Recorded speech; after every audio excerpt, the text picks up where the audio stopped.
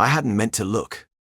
The phone buzzed on the kitchen counter while I was cleaning up another mess of empty wine bottles. Just another Friday night. Another cycle of promises broken. The screen lit up and there it was, a message from Griff that changed everything. Last night was amazing. Can't wait to see you again. Same place. My hands trembled as I set down the bottle I'd been holding. Our savings, nearly depleted from 3 rounds of rehab, flashed through my mind. Each check I'd written, each overtime shift I'd picked up, all to help her get better. And this is what she'd done with it. I unlocked her phone. She'd never bothered changing the code from our anniversary date. The messages went back weeks. Meeting spots, intimate details, plans made while I was working late to pay for her treatment. My stomach churned as I scrolled through their exchanges, each message more damning than the last. Ivy lay passed out upstairs, wine-stained lips slightly parted, completely oblivious to the bomb that had just detonated in our kitchen. The woman I'd supported through countless relapses, held through withdrawal, defended to our concerned friends, she'd been sleeping with her goddamn counselor. The timestamps on their messages lined up with her extended therapy sessions. Times when I'd arranged to pick up the kids from school so she could focus on her recovery. The bitter taste of betrayal rose in my throat.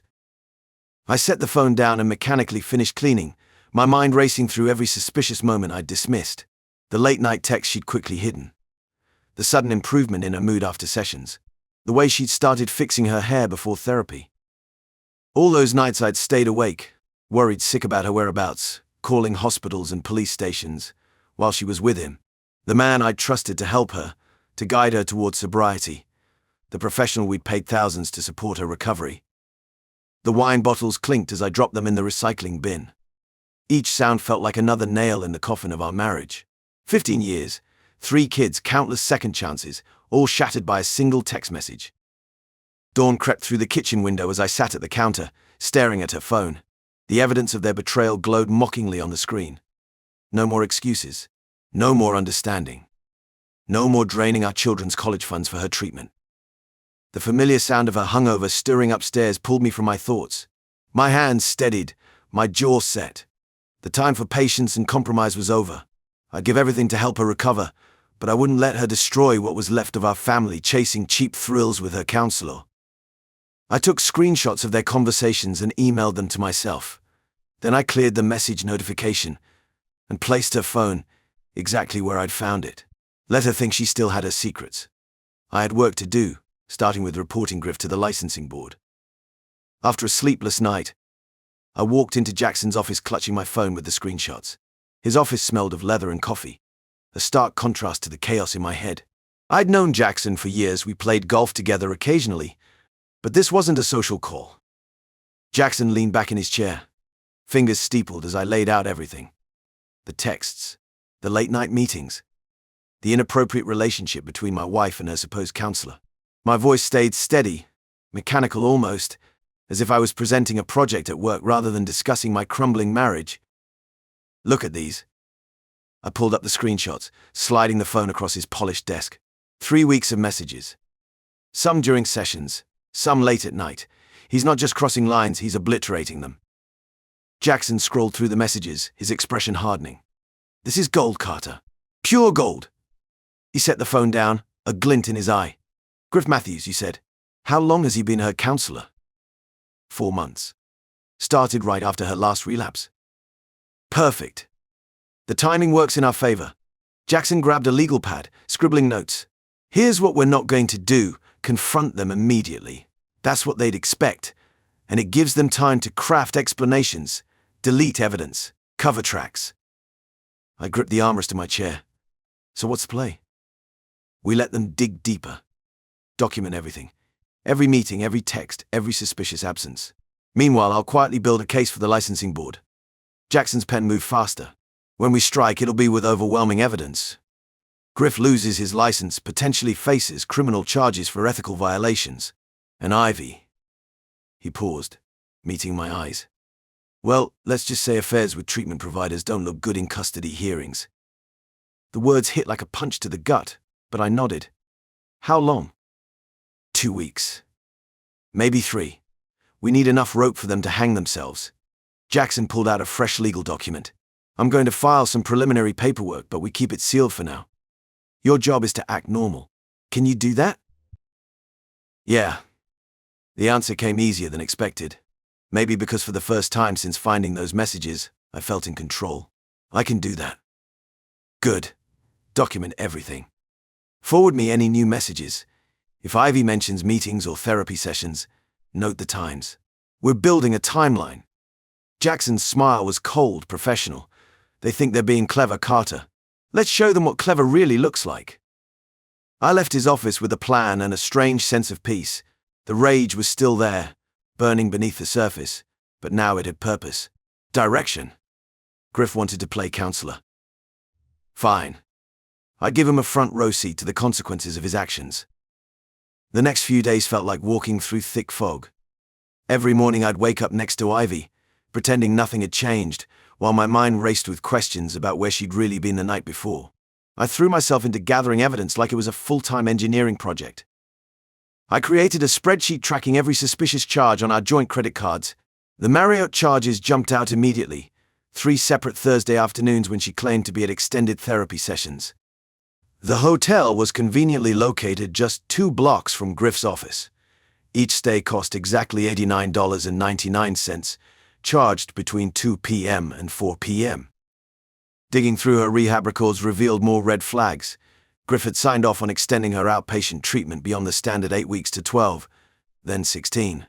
His notes mentioned requiring additional support and building stronger therapeutic alliance. The professional language couldn't mask what was really happening. My hands shook while photographing receipts I found in her car, coffee shop meetings that aligned perfectly with gaps in her phone location history, movie ticket stubs from afternoons when she was supposedly at AM meetings. A crumpled receipt from a wine bar showed 2 glasses of Cabernet. So much for sobriety. The hardest part was maintaining my poker face at home. When Ivy mentioned her breakthrough sessions with Griff, I nodded and stayed focused on my dinner. When she came home late smelling of his cologne, I pretended to be absorbed in work emails.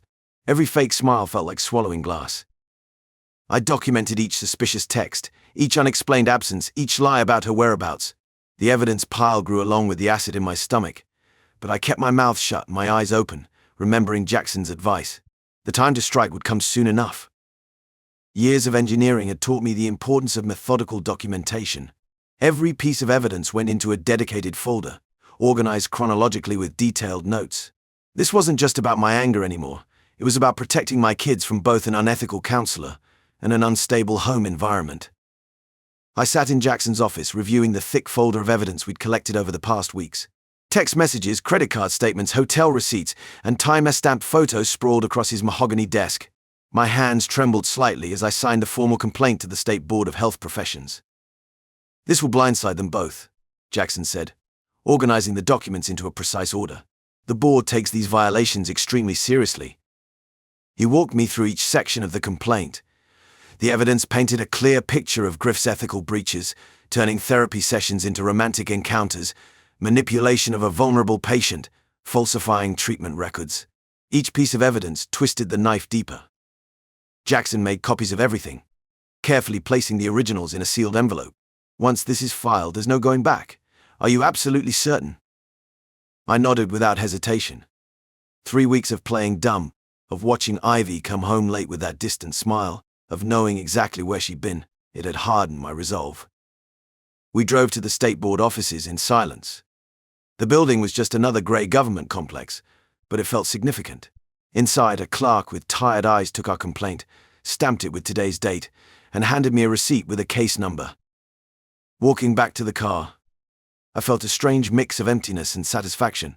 No dramatic confrontation, no screaming match, just paperwork that would detonate Griff's career in Ivy's fantasy world.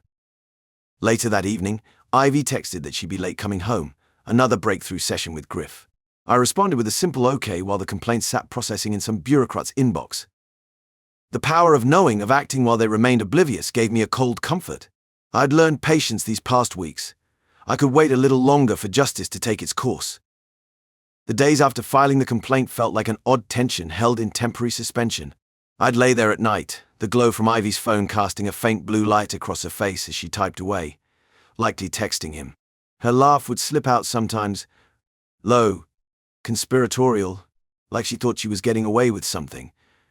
And I'd just lie still, counting the minutes, filing the moments away in my head like everything else. Funny thing is, she thought I'd given up. I guess to someone on the outside, it might have looked that way. It probably made sense to her, too. Me being quiet, rotely following through with meals, school runs, and the mundane rhythm of life with 3 kids. Except I didn't do anything out of the ordinary. I wasn't cold or cruel, just steady. And apparently she took that as a sign I was checked out. Soon enough, the divorce proceedings began in earnest. Ivy made her demands like I knew she would. Prancing into that first mediation with all the showmanship she could muster, hair perfect, gliding into the room like she owned the place, throwing around numbers. When she threw out her first demand, I had to hide my surprise. Full custody. A ridiculous monthly settlement. Joint ownership of the house. She was out of her goddamn mind. But I didn't let it show. That's the thing. It's not something you react to up front. Not where I'm from.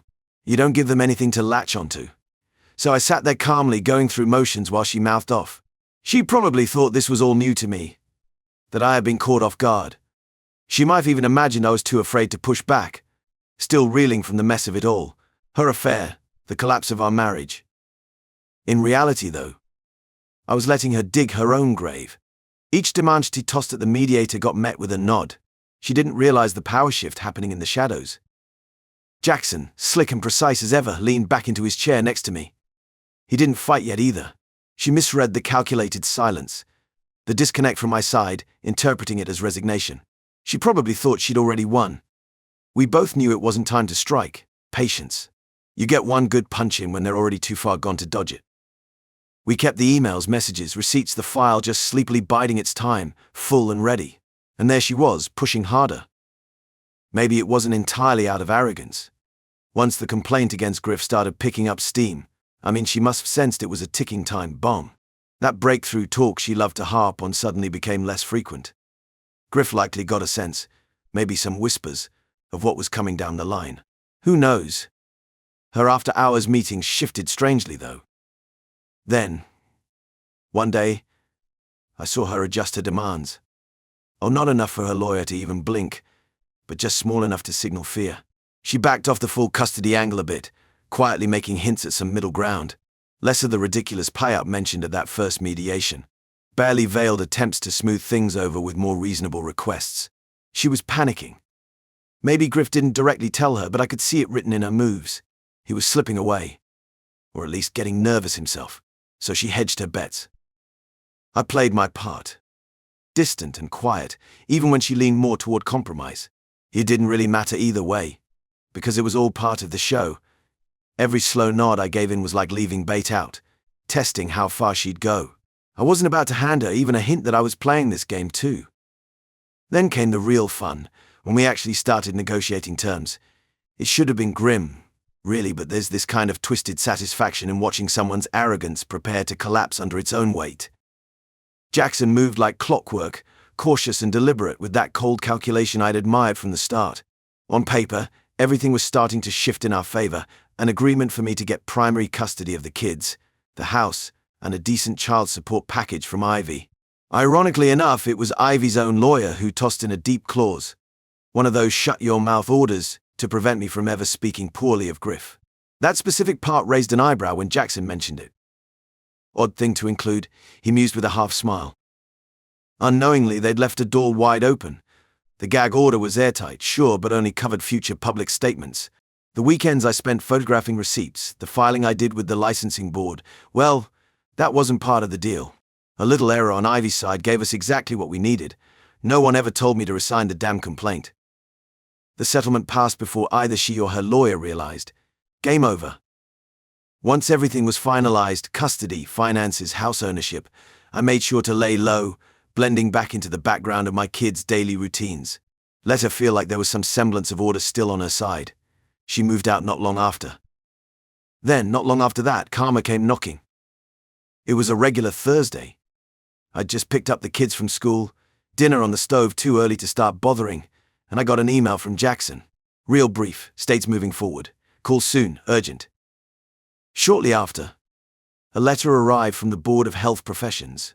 They were ready to open the investigation into Griff. They wanted me to testify.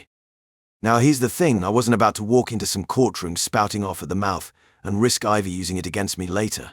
The divorce order came with teeth if I broke the rules publicly. But we weren't interested in playing into her hands anymore. Nope. Jackson was quick about it once things were clear. Subpoena me, we'd said. Put me under the court's orders to testify, so it wouldn't fall back on me. The state had all the evidence sitting in a neat folder. They wanted Griff's career on the line, and some insignificant clause in the divorce couldn't save him from that. Worst part, Ivy didn't even fully know yet what was brewing. She probably thought I'd just signed off and let her go, only slightly sad for appearances. Even Griff didn't show up too much anymore, besides the few whispers I heard the kids mention about Mom's new friend here and there. But Ivy? Oh no, she had no fucking idea I was about to tear apart the years of manipulation and lies, or the man who sold her that therapy scam was about to meet his reckoning. But that's how this stuff works, quiet, slow and steady, until everything catches up all at once. I straighten my tie and walk into the courtroom, my steps measured and calm, despite the gravity of what's about to unfold. The room is smaller than I expected, filled with a sterile scent of recycled air and furniture polish.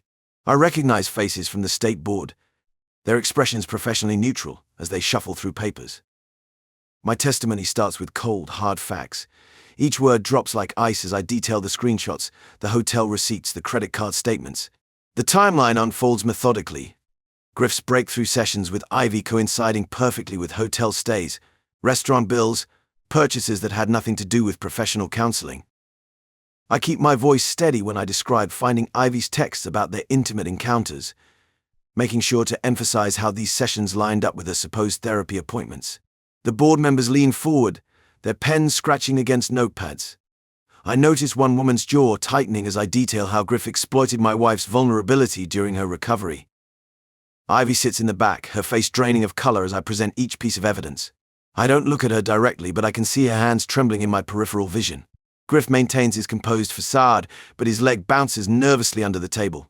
His attorney keeps whispering to him, likely knowing they're fighting a losing battle. The board's decision comes swiftly. They strip Griff of his license, citing multiple ethical violations and abuse of power. As they read out the sanctions, I watch him physically deflate. His career, his reputation, everything he built, gone in minutes. Ivy makes a choked sound from the back of the room, but I don't turn around. Over the next few weeks, I hear through mutual friends how Griff and Ivy are struggling. Their fantasy world is crumbling fast. No respectable facility will touch Griff now, and his savings are dwindling. Ivy's been trying to find work, but her own recovery issues make it difficult. They've downgraded from their luxury apartment to a cramped two-bedroom in a questionable neighborhood. I focus on our kids, maintaining their routines, helping with homework, making sure they have stability. Sometimes they ask about their mom, and I keep my answers neutral. They don't need to know how their mother's lover blames her for his downfall, or how their screaming matches can be heard through their apartment walls. Then Griff's mother passes away. The inheritance news reaches me through my lawyer, enough money to keep them afloat for a while. It's like watching someone grab a life preserver that's slowly deflating. They'll stay above water for now, but I know it won't last. That's when I get an unexpected call from Marnie, Griff's ex-wife. We meet at a quiet coffee shop downtown. She's sharp, composed, with eyes that hold the same kind of hurt I've been carrying. She slides a folder across the table, more evidence, dates that fill gaps in my timeline. I share my own documentation, and we piece together a fuller picture of their deception. They were seeing each other while we were still married, Marnie says, her finger tracing a date on a hotel receipt, right before our divorce. We exchange stories, compare notes, and find a strange comfort in our shared experience. There's something therapeutic about talking to someone who understands exactly how it feels to be betrayed by these particular people. Marnie becomes an unexpected ally in this mess, her restaurant background giving her access to staff who remember Griff and Ivy's discreet dinners. Together we build an even stronger case for our respective legal battles. Marnie's insights help my divorce proceedings, while my evidence strengthens her case for revising their divorce settlement. We're not friends exactly, but we're united in our pursuit of justice, each of us fighting our own battles with a shared enemy. I wasn't surprised when Griff's inheritance ran dry faster than anyone expected. Guy like him, too used to living on other people's dime. For all his smooth talking and self-righteous helping the vulnerable shtick, he had no clue how to keep his own life afloat once the safety net got pulled out from under him. I'd overheard whispers from Marnie's lawyer. Griff siphoned off most of that cash following his separation, thinking it'd last. That cocky collapse waiting to happen. All things considered, they were living on borrowed time. Truth was, the cracks between him and Ivy were there from the start. Griff was the fantasy, someone to validate Ivy's brokenness, spin it so she didn't need to face any responsibility. But fantasies don't pay the mortgage. With Griff's job gone and his inheritance burning out, whatever bubble they'd floated in started to deflate fast, and reality wasn't kind. I knew it was getting ugly when Ivy's text to me shifted, subtle at first, less biting, more unsure.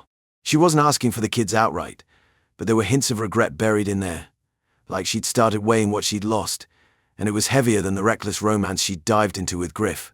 The woman who'd used to love throwing those passive-aggressive barbs in my direction was softer, more careful.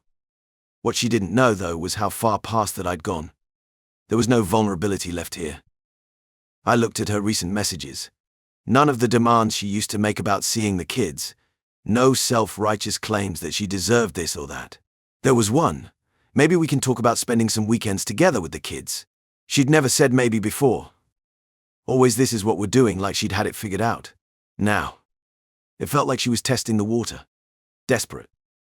I didn't respond. By then, I had most of what I needed. Full custody was more or less assured. And while Ivy still had options, her parents could lend her cash, help her rebuild.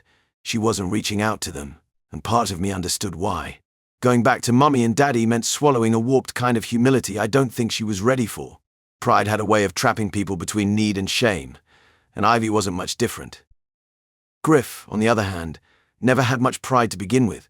He was scrambling, and I'd heard rumors through people I knew, or overheard more than anything, that he was starting to look for work in other states, desperate to get out from under the wreckage of his credibility. But when your license is revoked like that, and it makes the rounds in addiction counseling networks, well, good luck finding someone who will employ you. Word spreads, people talk, and everyone loves a scandal. I couldn't imagine him getting anywhere remotely close to what he'd had. He'd burned too many bridges before any new ones could be built.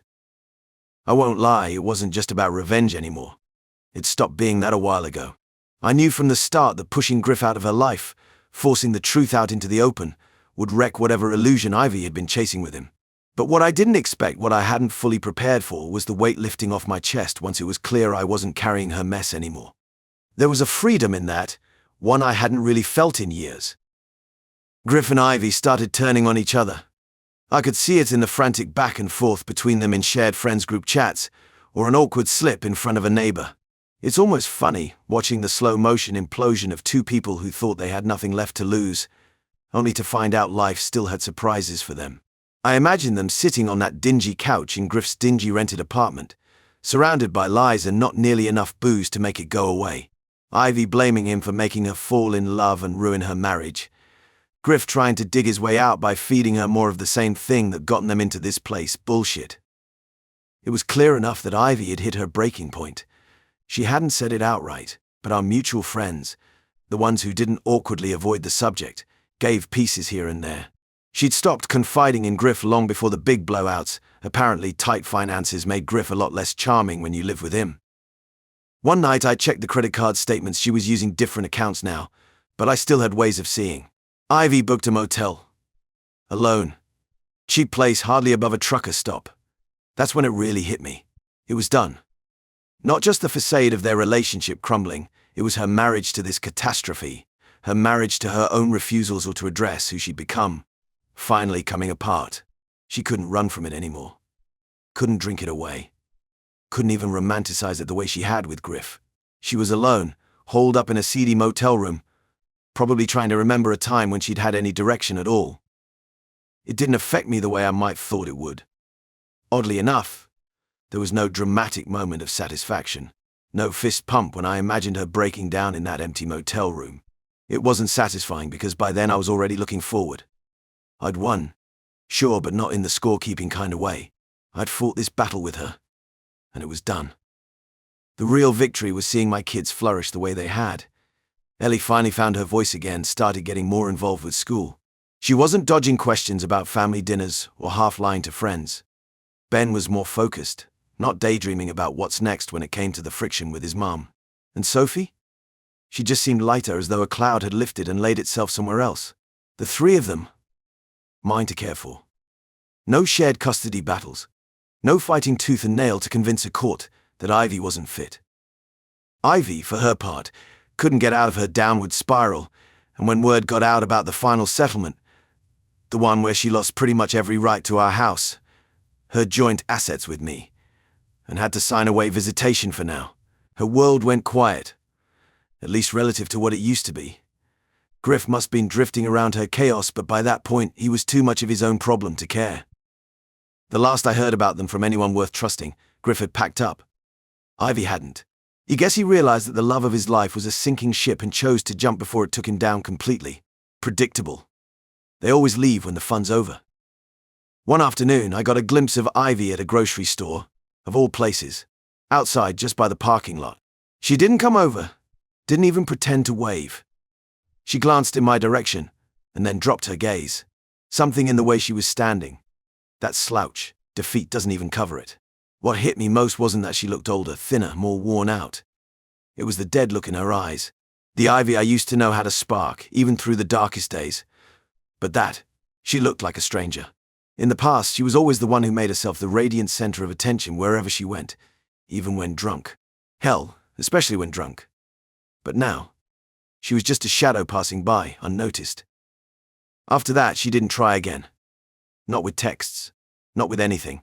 She'd finally realized that reaching out was pointless, because whatever she might wanted to apologize for, or at least revisit, I'd built my walls too high and filled them with too much truth to let any of that back in.